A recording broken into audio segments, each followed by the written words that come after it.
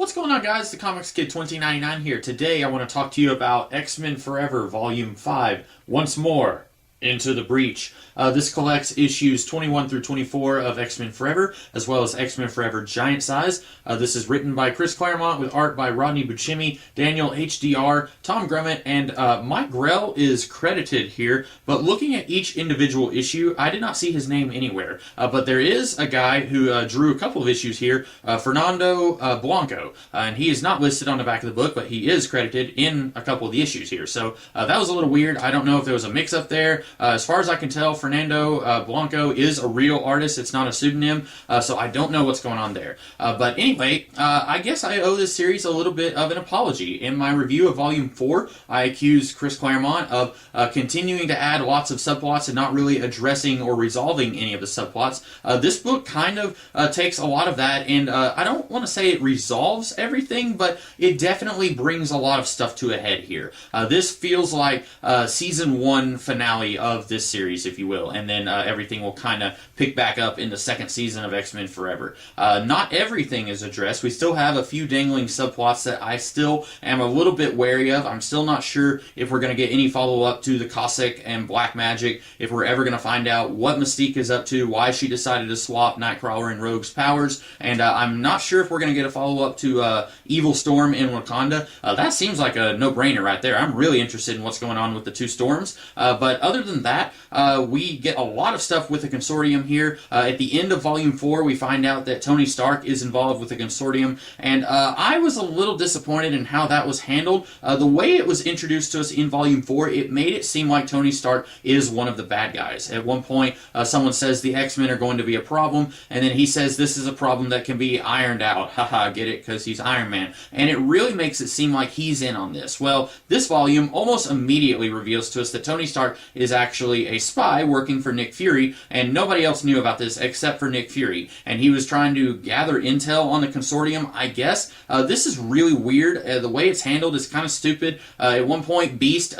he and Tony Stark, spoilers, they're both about to die, and Beast, before they die, he says, you could have just come to us, and Tony says, well, you guys are kind of clandestine, and I didn't know if I could trust you. Excuse me, Tony, the Consortium is trying to annihilate all mutants. The X-Men are mutants. They are the victims here. You can definitely trust them in this scenario. That was a little dumb that for some reason he felt like he had to go undercover, and we find out that the Trasks are somehow cousins to the Starks, even though that was never at any point made clear in this series, because the Trasks, they are descended from a guy who was a Nazi scientist, and then we find out that Tony's father, Howard, he recruited Bolivar Trask over, or maybe he recruited Bolivar's father, I can't remember, but anyway, at no point is it made clear that the Trask family and the Stark family somehow intermarried, but then suddenly Tony is calling Bolivar's wife, who is the stepmother, I guess, of Larry Trask, I can't remember, but anyway, he's calling her a cousin, even though she wouldn't be a cousin, she would only be related by marriage, but that's neither here nor there.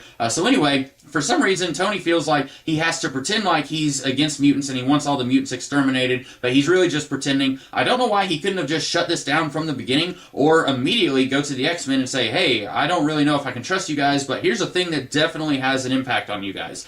So that was a little bit dumb. We also have a little bit of a blossoming relationship between Sabretooth and Agent Dugan, who is Dum Dum Dugan, or Dugan, I don't know. It's his granddaughter, Daisy, I believe is her name, and we have a little bit of relationship there, which is a little weird. She looks like she's like 18 years old. I know that she's older than that because she's an agent of S.H.I.E.L.D., so she has to be, I would say, in her late 20s, but anyway, she looks like a little kid, and so it's a little strange that they're going there. Also, speaking of relationships, I haven't talked about the kind of relationship between Beast and Jean, mostly because it didn't go anywhere. After Logan died, Jean was all woe is me, and Beast was trying to cheer her up, and then they kissed, and that's about all that happened there, and now Beast dies in a big explosion, and once again, Jean is all woe is me. And I feel like now, at this point, Jean just needs to take a vow of celibacy, because every man that she has loved has died. Sorry, Scott, she never loved you. So anyway, this series, like I said, it kind of ties up a lot of stuff that I was afraid was not going to get tied up. We get a lot of the consortium stuff kind of out in the open, and then at the very end of this volume, we do get the giant size issue that does kind of put a little bit of consortium stuff back on the table, so maybe we're going to get more of that later on, but a lot of it is kind of dealt with here. The Sentinels nonsense that I did not like in Volume 2, that comes back into play here, and then the Burnout stuff, it's not resolved, but it is kind of a major part of this book, and so I like this volume quite a bit more than I've liked the last few volumes, because I feel like this is actually taking things and moving in a direction. It's not fully resolving everything that I want to see resolved, but it is at least going in that direction. We're not just introducing more and more subplots like Volume 3 and Volume 4 did, with Black Magic and Mystique showing up, and that stuff didn't really have anything to do with the Consortium. I really just want to see the series focus on that main arc. The Burnout, Mutant Burnout, I want to see it kind of focus on that. The Consortium, I don't know how to pronounce it, guys. I keep pronouncing it both ways. You can figure it out. You know what I mean. I want to see more of that, and I don't want to see, hey, let's see what Colossus is up to in Russia, or let's see what the members of Excalibur are up to, or let's do a flashback issue and show how Jean and Logan fell in love. I don't really care about any of that stuff. I want to see what's going on with the Consortium, and then you can do these subplots that are kind of related to that, and you can even do subplots that don't have anything to do with that, but don't make that the majority of the series and forget about the Consortium. Then at the end of this volume, we have an issue where it turns out that Charles Xavier, when he was with the Shi'ar Empire towards the very late 80s, very early 90s, it was right before Chris Claremont left the X-Men books, Charles Xavier, was with the Shi'ar, and then he, we find out here, was going through their computer databanks trying to find a cure for mutant burnout, and then in this issue, some Skrulls were somehow able to use Charles Xavier going through those computer databanks to surprise attack a Shi'ar envoy, because apparently when Charles was going through the databanks, he didn't lock things up properly, and the Skrulls were able to take advantage of that, and so now the Shi'ar are blaming Charles, and then they come, and we have one of the most pointless superhero fights that I've ever seen in comics. The Shi'ar immediately attack the X-Men without any words exchanged at all, and then the X-Men who are being attacked, they beam the other X-Men to their location in Alaska. There's a big long fight, and then Charles Xavier, he is afraid that the Shi'ar are going to see that Jean Grey is still alive, and if they see that she's still alive, they're going to think that the Dark Phoenix is still a thing, and then they're going to destroy the entire solar system. So Charles Xavier comes forward and says, hey, I yield, I surrender, I'll go with you guys. And then Lilandra says, don't worry, we're not going to execute him, we're just going to kidnap him, and he's never allowed to come back to Earth, because apparently he knows things about the Shi'ar, and we can't allow our enemies to find out what he knows, okay? He knew things before he came to Earth the first time. Why didn't you just keep him with you then? Why did you allow him to come to Earth anyway? But that's neither here nor there.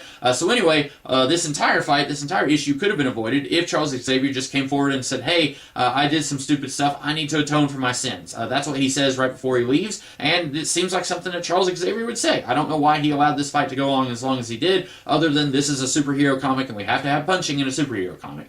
So anyway, that is one way to end this series. I didn't like the giant size issue as much as I like the other stuff here with the Consortium, but oh well, can't win them all. So I am looking forward to X-Men Forever 2. I don't know why, but they ended the series here and then they started over with a brand new X-Men Forever series, which is a sequel here. I am looking forward to it. I have no idea what's going to happen next. As I said a few videos ago, I only ever got as far as the first arc in this series, so I'm pretty much just going in blind, and I am looking forward to what comes next. So I hope that you guys will continue to join me on these reviews of X-Men Forever. In the meantime, I will see you guys later. Have a great rest of your day.